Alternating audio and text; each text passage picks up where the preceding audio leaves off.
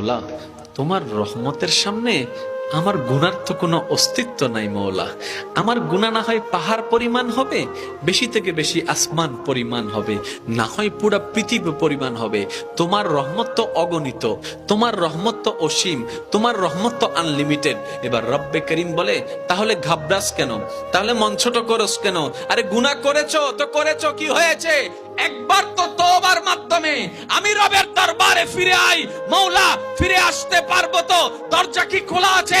রব্বে করিম বলে, মরণের আগ পর্যন্ত, কিয়ামতের আগ পর্যন্ত, সূর্য পশ্চিম আকাশে ওঠার আগ পর্যন্ত দরজা খোলা আছে, দরজা খোলা আছে, দরজা খোলা আছে। এবার বান্দা বলে, মৌলা 24টা ঘন্টার কোন টাইমে আসলে সেই দরজা খোলা পাবো? রব্বে করিম বলে, আরে ব্যাংকের দরজা খোলা থাকে নির্দিষ্ট সময়ে, অফিস আদালতের দরজা খোলা থাকে নির্দিষ্ট সময়ে, এমনকি ঘরের দরজাও খোলা থাকে নির্দিষ্ট সময়ে, এর বাইরে যাই না। কিন্তু তোর রবের দরবার এমন একটা দরবার, 24টা ঘন্টার যেই কোনো মুহূর্তে তুই আসবি, তোর রবের দরবার তোর জন্য খোলা থাকবে। সুবহানাল্লাহ।